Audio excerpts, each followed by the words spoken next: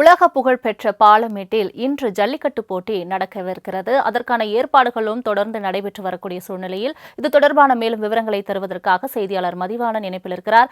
மதிவாணன், வணக்கம். தற்பொழுது ஜல்லிக்கட்டு போட்டிக்காக பாலமேட்டில் என்னென்ன சிறப்பு ஏற்பாடுகள் செய்யப்பட்டிருக்கிறது, பாதுகாப்பு ஏற்பாடுகள் என்னென்ன தொடர்பான முழு விவரங்கள்?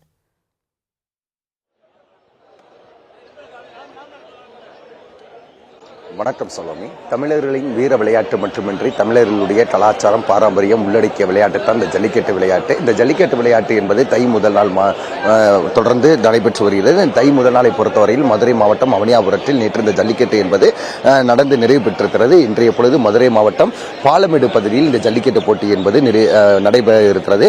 மிகச்சரியாக 7 மணிக்கு இந்த ஜல்லிக்கட்டு போட்டி நடைபெறும் என்கிற சூழ்நிலையிலும் கூட மிகச்சரியாக 6:30 மணிக்கெல்லாம் தொடங்கி வைக்கப்படும் என எதிர்பார்க்கப்படுகிறது. இந்த ஜல்லிக்கட்டு போட்டியை பொறுத்தவரையில் தொடங்கி வைப்பதற்கு முக்கியமாக மதுரை மாவட்ட ஆட்சித்தலைவர் மற்றும் மனித வரித்துறை அமைச்சர் மூர்த்தி ஆகியோர் நேரடியாக வருகை தருவார்கள். நேரடியாக வருகை தந்து மதுரை மாவட்ட ஆட்சித்தலைவர் சங்கீதா தலைமையில் ஜல்லிக்கட்டு வீரர்கள் அனைவரும் நேரடியாக இந்த மைதானத்திற்கு வருகை தந்து அவர்கள் உறுதிமொழிகளை ஏற்றுக்கொள்வார்கள். அந்த உறுதிமொழியில் நாங்கள் எந்த விதத்திலும் காளைகளை துன்புறுத்த மாட்டோம், வாளை பிடிக்க மாட்டோம், அதே போல கொம்பை நாங்கள் எந்த விதத்திலும் தொடமாட்டோம் போன்ற உறுதிமொழியை அவர்கள் ஏற்றுக்கொள்வார்கள். அதே சமயம் தொடர்ந்து 6:30 மணிக்கு ஆரம்பிக்கக்கூடிய இந்த ஜல்லிக்கட்டு போட்டியானது மிகச்சரியாக மாலை 5 மணிக்கு நிறைவு பெறும் என எதிர்பார்க்கப்படுகிறது. அதே சமயம் மதுரை மாவட்டம் பாலமேடு பகுதியை பொறுத்தவரையில் கிட்டத்தட்ட 1000க்கும் மேற்பட்ட காளைகள் வலைதளத்தின் மூலமாக முன்பதிவு செய்யப்பட்டிருக்கிறது. கிட்டத்தட்ட 900 மாடுபிடி வீரர்கள் இங்கே வலைதளத்தின் மூலமாக பதிவு செய்யப்பட்டிருக்கின்றனர். அதே போல காளைகளை பொறுத்தவரையில் கடந்த சில நாட்களுக்கு முன்பாகவே தொடர்ந்து இங்கே பதிவு செய்யப்பட்டிருக்கிற பட்சத்திலும் கூட ஜல்லிக்கட்டு மைதானத்தை முத்தமிடுவதற்கு முன்னால் சில நிமிடங்களுக்கு முன்னால் காளைகளுக்கு மருத்துவ பரிசோதனை என்பது செய்யப்படும். அவ்வாறு மருத்துவ பரிசோதனை செய்யப்படுகிற பொழுது காளைகளுக்கு உடற்தகுதி இருக்கிற பட்சத்தில் மட்டுமே மருத்துவ சான்றிதழ் என்பது வழங்கப்பட்டு இங்கே காளைகளுக்கு அனுமதி என்பது வழங்கப்படுகிறது.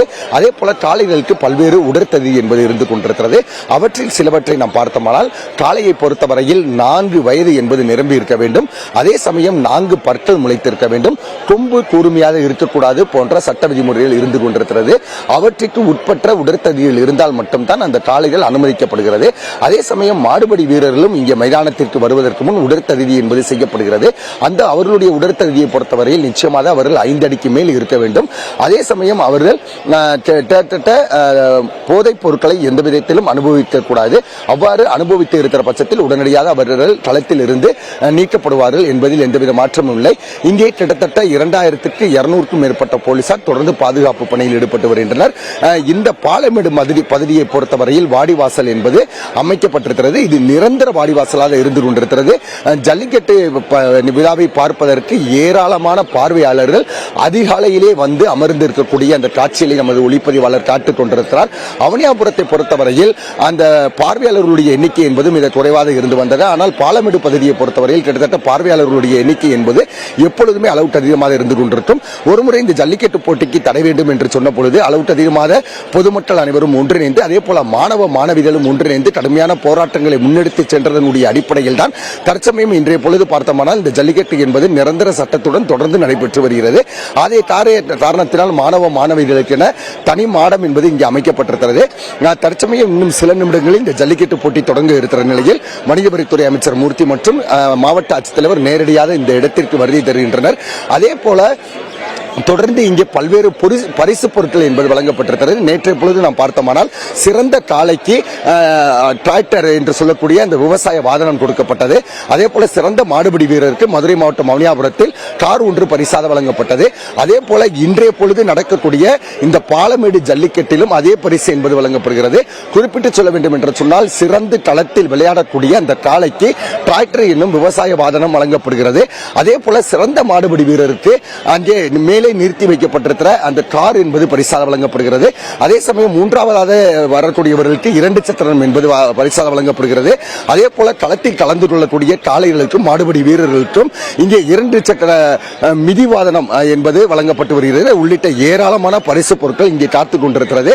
அதே போல நேற்றைய பொழுது நாம் பார்த்தோமானால் மைதானத்திற்குள்ளே மாடுபிடி உரிமையாளர்களும் மாடுபிடி வீரர்களும் சண்டையிட்டுக் கொள்ளக்கூடிய காட்சிகள் எல்லாம் இருந்தது. உடனடியாக போலீசார் தலையிட்டு அவர்களை மைதானத்தில் இருந்து வெளியேற்றினர்.